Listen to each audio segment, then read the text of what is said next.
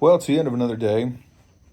I'm here out in the garage, enjoying a cigar, and thank you for joining me.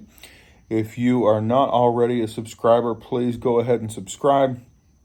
If you like the video, like it, give it a thumbs up, and any comments that you have, questions that you've got, ideas that you'd like to talk about, please put those in the comments section. Today I was reflecting on a time in my life around 2006, and I had just started working in banking at that point. Wonderful time to get into banking. If you don't know what was going on, it was definitely an exciting time. That is me being very facetious. It was not a great time to get into banking. Everybody was going crazy. As the markets started to turn, I started working in a traditional retail bank in December of 2006. And I had high hopes of where I was going to go and what I was going to do. And maybe you can relate to that, where you expect something to go really well, or to be super easy, or that everybody around you would recognize the brilliance and the value that you added to a team. But for some reason, it just didn't happen. For me, I was part of a all-female teller team, an all-female branch, and there's nothing wrong with that. For me, what I felt ended up happening was I felt discriminated against. We had weekend schedules that we were supposed to work, and we were supposed to rotate, but I ended up being the one who worked every single weekend. We had a drive-through, and the drive-through was a rough place to be because we had a sales goal that we were supposed to hit of credit card, lines of credit, any type of loans that we were supposed to suggest or recommend, or investment appointments with a financial advisor in the branch. All of those things happen typically in the face-to-face when you were inside, when people came into the branch and they would come up to the window. In the drive-through, people are just going through fast and they don't really want to listen too much.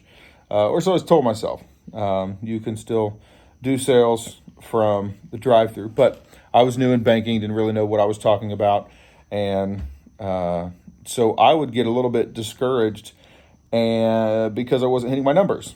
And I used to say it was because I worked the weekends, so I wasn't there during the week, so I wasn't there seeing the primary clientele who would come in looking for something extra.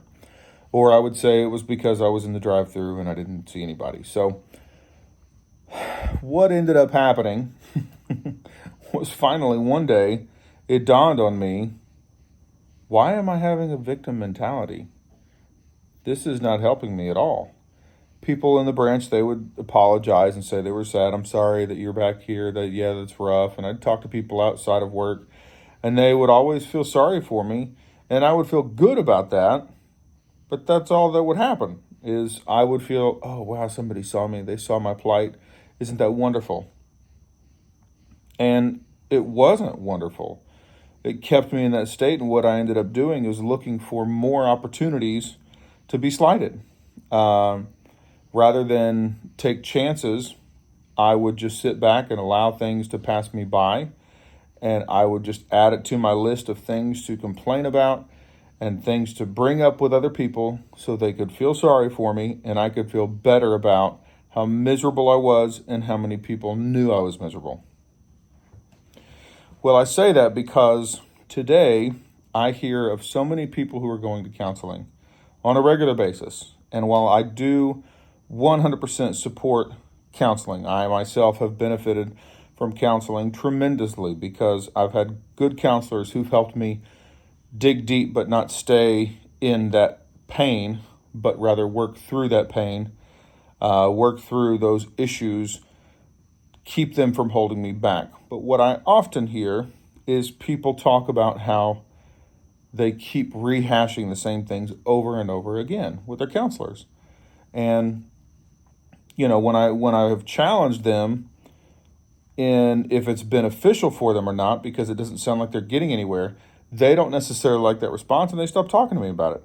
And then I've asked a few months later if they're still going to counseling, and they said, yeah, I found the new counselor is really, really good. And then they share that same story over and over again of how they're reliving some of their past pains. They are working through their current pains, but it sounds like it's just that same cycle going round and round the same mountain over and over again. So if you find yourself in that situation, let me encourage you, stop for a minute and just say, am I living in a victim mentality? Am I allowing my circumstances, am I allowing my self-talk, am I allowing myself to wallow in this because it feels good when people feel sorry for me? And if that's the case, I challenge you to stop. Stop, because you will not get out of it.